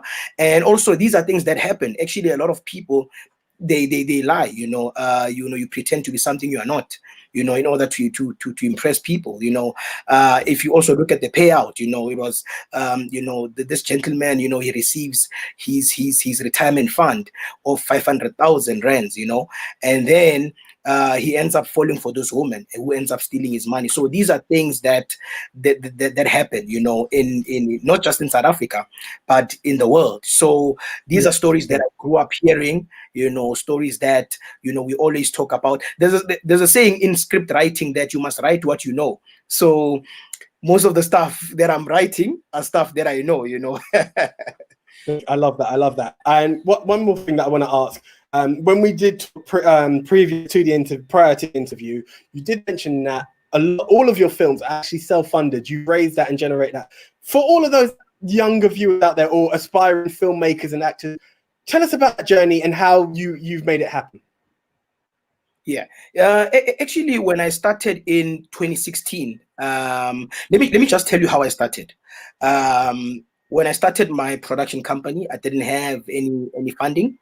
There was no money, and then I called the local broadcaster, to find out how, they work and stuff, and how they, accept local content. And then they told me the kind of content they were looking for. So then I spoke with my mom. I said, can you loan me 300 pounds? Which is about 8,000 rands. And then she loaned me that amount of money, and then I used that money, about 300 pounds, imagine, which is small money, to actually shoot my first feature film. So what I did is I did auditions. Then I told the actors, the crew, I said they will be paid when the broadcaster buys the movie from us. The actors and the crew, they didn't have a problem with that. So one of my friends had been working in the industry and was able to buy sound equipment, and another friend of mine had a camera, and we studied together with these people, and then we came together, and then we did what we used to do in varsity, whereby we would form a crew. And then we did this in the industry as well. And then we came together, we shot, this feature film, and then I submitted it to the broadcaster. And then they took about a few months to get back to me. But while I was waiting for them, I wrote my other feature film, and then I shot it as well. But for this second feature film, I couldn't go back to my mom and say, can you loan me? Because already she gave me for the first one. So it was a challenge to shoot the second feature film. Basically, there was no funding, there was nothing. But I managed to speak with the people who allowed us to use their houses, and they said, no, you can, pay us when you have money, I was able to speak with crew members. They understood the situation. And then I was able to shoot my second feature film. Then the broadcaster, they got back to me. They said, oh, we are interested in these two movies. When they bought those two movies, then I was able to now buy equipment for my company. And then I was able to grow from there. So from there, I was able to write more movies. I was able to license more movies to the broadcaster. And another thing as well that I do, I also do my own premieres as well. So there's a cinema in Johannesburg, South Africa, called the Bioscope. It's an independent cinema. So every movie that I do, I also premiere it at the cinema. So I'll invite people, we'll do a red carpet event. People will come, they will watch. There will be a photographer taking behind the scenes pictures. We'll post those pictures on social media, create hype for the movie, get the company out there so people can know more about the company, and then the premieres as well, they really help the company to grow. And every premiere we do is always sold out. So that's how I grew, started with that one movie, did the second one, and then, and also I have received funding though for 1 or 2 movies, but most of the movies, they were self-funded. Oh, great stuff. And the comments are coming in again. We've got Therese here who says it looks like an interesting film. Susie has congratulated you. Sorry, here we are. Congratulations, Sifway, on winning the LIPFF Film Festival 2020. All well deserved. Sifway, time is really against us, but Anthony, I just want to add that Suki, the lady who commented, they were actually the festival organizers in Kenya. you know. So I just want to thank brilliant. them as well. Yeah, I just want to thank them as well for the wonderful hospitality. We had a great time in Nairobi, Kenya. The festival was well organized, and thank you so much. Thank you so much, Suki. Thank you so much for the comment as well. Yes, no, thank you so much. And just finally, Sifwe, can we just get all your contact details if anyone wants to get in contact with you to find out more? Yes, we actually have a YouTube channel, which is called Favor Media. And then on Facebook, people can find me Sipiwe Lambata. And then my email address is sipiwembata@gmail.com. And then we also have a website as well. I can see it on the screen there, which is www.favormedia.co.za. But yeah, that's how people can get a hold of us. And another thing that I wanted to add as well, when lockdown started, I started doing comedy skits, a comedy series, comedy skits from home. So people can check that out on our YouTube channel. Yes, no, most definitely. It was a great laugh having a look at those. Ladies and gentlemen, Sifwe, thank you so much. Absolute pleasure having you. Thank you so much, Anthony. Okay, there we go. Have a great day. Thank you. Thank you. And thank you very much. Thank you to Milton, our mutual friend, introduced us. Ladies and gentlemen, that was Sifwe Mbata, an absolute talent there. Do check out his films. We're going to try and find a way to get them over here in the UK as well. Okay, we're going to go for a very quick break, and then we're going to introduce our last guest, Mr. Otis Irie.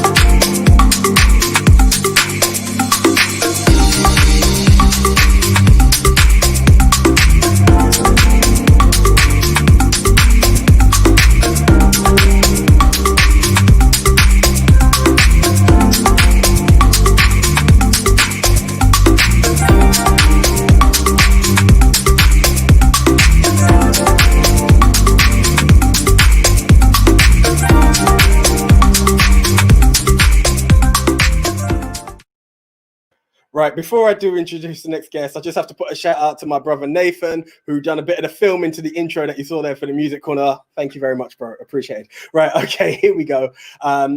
This is the one that we are waiting for, a top artist. He was actually mentioned in Stevie J as well. He's in the chart, in at number 6. So right now, let's introduce Mr. Otis Irie. How you doing, Otis? Good evening, good evening, good evening all. I'm all right, Anthony. All good. Good. Right, so the first thing I have to touch on talking about Otis Irie is that this is in your blood. This is in your DNA. You know, you've got influences from dad, brother, cousin. Music is a very strong influence for you. How did that all come about, that you decided that as much as these people around me are doing it, I need to get involved? To be quite honest, my brother started playing a bugle and taught me how to play it. That was my first hint of music, you know. Right. Then from there, it led on to me playing a trumpet. From there, it led on from me playing in a marching band, then leading the marching band, teaching kids as well in the marching band. I didn't even start singing at that stage. I started singing when I went to a dance with my cousin, Devon Irie, and he was a singer. And when I seen him singing, I thought, wow, I'm sure I could do this. From there, I built up my own sound system, Stallion Hi-Fi. And that's when I started singing locally in Birmingham, you know. And then that's big. I got asked to sing for a scientist sound system. And from there, it just took off all up and down the country, left, right, and centre. You know? Do you know what? And the country's responding. Here we are. We've got Martin saying, go on, Otis. We've got Liz saying, big up Otis Irie. So the appreciation is there for your music. But talking of that appreciation, as you said, you started off as playing the instruments. You go out with your cousin, then you started going into the music industry. You're singing now, and then people are asking you to join their band to be that singer. What was it like actually having someone approach you, say, "We want you. We need that voice to lead us"? A wicked feeling, and it was actually in a dance when I actually sung and the place erupted, and that's when I went, "We want you." It was one of their ones. Yeah, all right, and it was a big sound. Well, still are a big sound, you know. So yeah, that's big. That's what it's all about. I joined the crew. I just, you know, and then from there, because I do all genres of music, really, you know. I was in a Motown band for 6 years. Touring everywhere. That's taught me a lot of stage presence, you know what I mean? That's good. And it is something, I'm talking of stage presence, we have a little secret talking about that a bit later. But in terms of that, now you've gone into that and you're singing, but then you've gone into the art of songwriting. How did you find your passion to be able to write the songs that you have? A prime example. I done a tune called Hold You Tight, and it was a beautiful summer day. I'm going to explain it how it was. A beautiful summer day, and I went to walk to the shop, and this hook came in my head, and I sung it all the way to the shop, all the way back home. I got my own studio, sat down, and started producing it, and that song's very big today, you know. Is this the one that's at number 6 in the Stevie J chart show? No, that's Mommy, I Missed You. That one, that particular song there, that touches my heartstrings because I wrote it about my mum. I lost my mum 10 years ago, and I thought I got to write something for her, and that's what came out, you know. That was called Mommy, I Miss You, you know. That's what it's all about, from the heart. And as I've seen there were messages saying what a positive and honest and sincere person you are. And you can see that it's produced that from you, that is, you know, you're writing from the heart and you're giving people those encouraging songs out there and something to give hope. So well done to you, Stevie. Otis, sorry. That's great stuff. That is absolute great stuff. Thank you. Right, thank okay. you. Yeah. So in terms of your music, where can people hear more about yourself? Facebook, Instagram, even on TikTok. I got a Twitter account, but I'm not I can't work it at the moment. So, you know, being honest, you know, Urban Delights, Big Mackie, you know, Webley Records, Donovan. Yeah, man. Okay, wicked. Well, Otis, we do have a little surprise to close the show, but before that, I just need to get our host back in. We've got a few bits to do, and then we'll be bringing you right back in. Okay, thank you. Cheers. Thank you very much. Ladies and gentlemen, Otis Irie. Be sure to check out this artist. He is a powerhouse in the game, and there's going to be some real big stuff from him. And do you know what, Otis, just before you do go, there was more comments coming in. We've got Barbara saying, bless up Otis. We've got Dawn saying, Otis Irie with love. The passion, the people love your music, so keep it up for sure. Okay, we're going to go to a very short break, go to Pam, and then we're going to have a bit more from Otis Irie.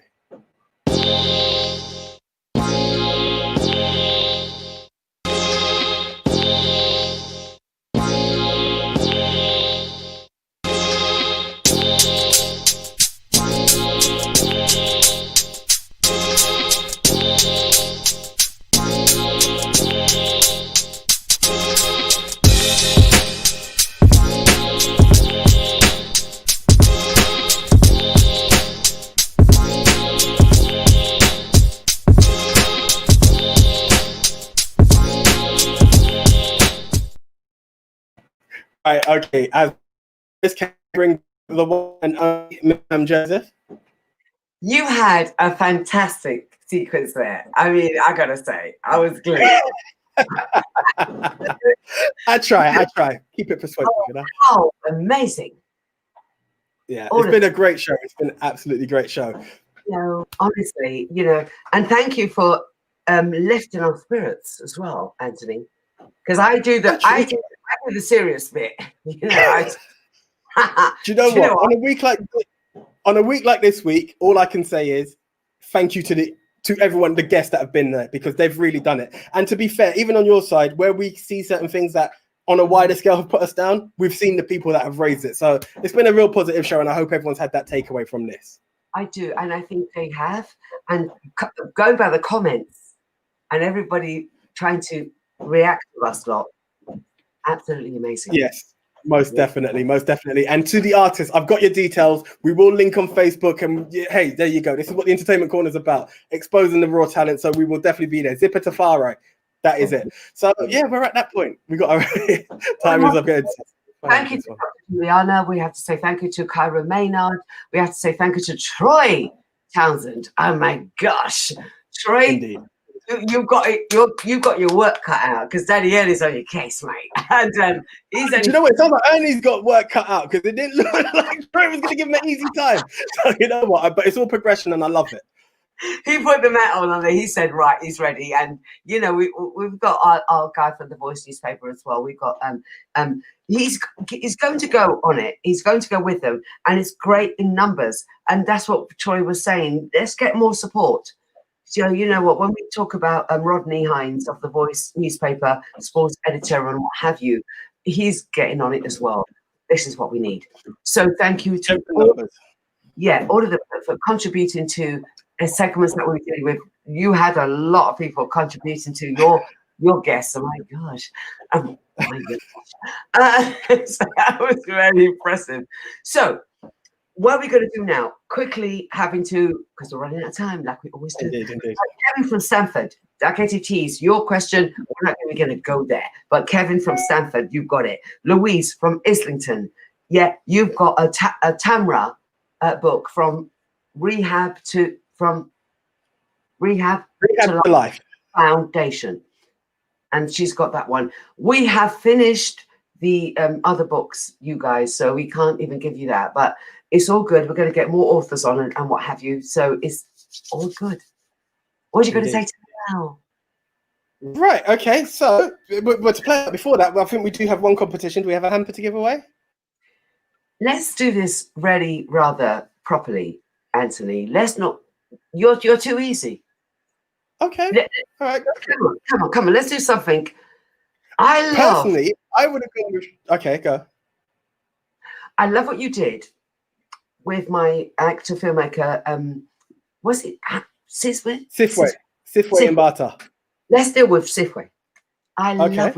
So let us talk about the first sequence you showed, and what is that drama? What's the title of that drama? I like it. That is a good one. And all you have to do, ladies and gentlemen, to get your selection of those Dalgety teas is email lifestyleonben@hotmail.co.uk. Guys, don't go and put it in the comments because you're just going to make it easier for the rest.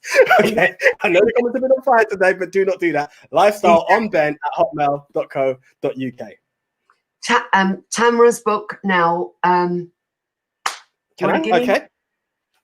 This might be easy, but I was really inspired by this. Not that I wasn't inspired by everything else, but Troy was there. Troy from Kick It Out was part of the interview. What is the name of Troy's famous word? No, don't do that. Too easy. Oh, go on then, Pam. This is too easy. You always do easy. I like to give away. No, not him. No. Let's go with something else. Go with your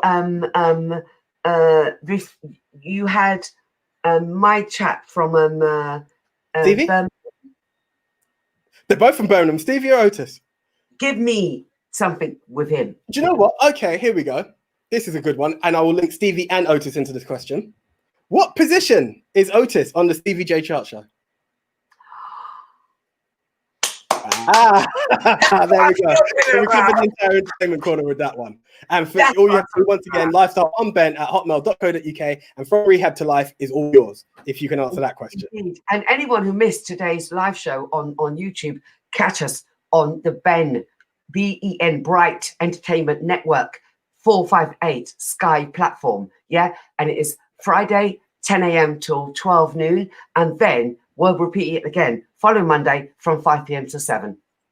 That's the one. Okay, right, ladies and gentlemen. Normally we close off with a video, but there's no way I'm going to have Otis Irie just sitting there, standing there even, and not do that. So, Otis, I'm going to have to bring you right back in right now. Thank you very much, sir. And thank you. Hi to Otis. Can I say hi to you, Otis? Hi. I love the red. That's my Thank one you. of my favorite colors. I love that going on. Makes me love look slim, you know. I need to borrow it, then, Otis. I need to borrow it. Okay, Otis, the stage is yours for you to close the show. Thank you. Okay, ladies and gentlemen, this one's called Hold You Tight. It will be released next Friday, the 20th, courtesy of Urban Delight Records. And big up Mackie. And it goes a little something like this. Big up Mackie. Hey, hey, hey, hey, yeah. No, yeah.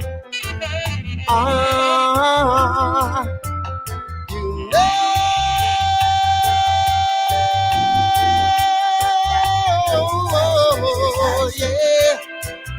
Oh, yeah. Have you ever had that feeling when you're standing there in the club, and when you look across the room, it's like a light shining brightly. It's like she's been there all along. I got a feeling so anxious. I got to let her know, yeah. Baby, I like to hold you tight,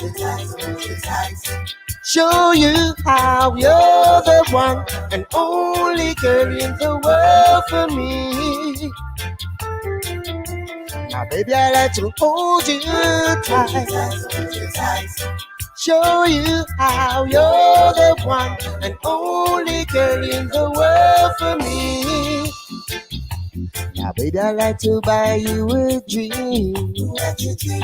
So we took a trip to the bar, and after a drink or two, oh, I love the way you move on the dance floor. I'd really like to get to know you more, yeah. Baby, I like to hold you tight, show you how you're the one and only girl in the world for me.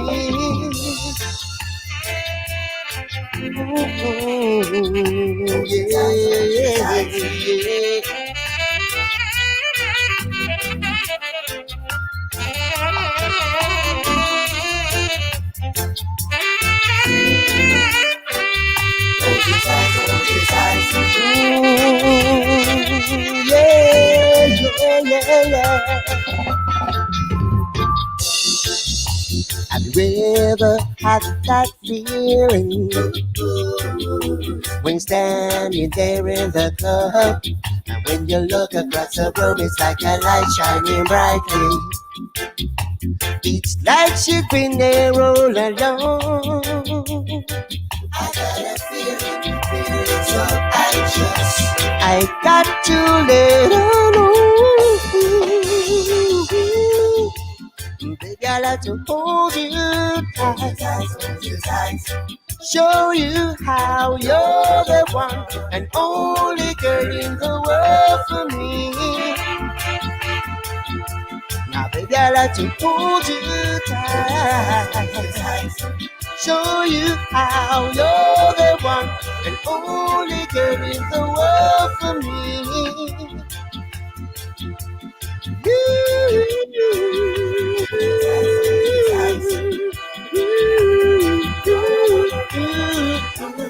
Yeah.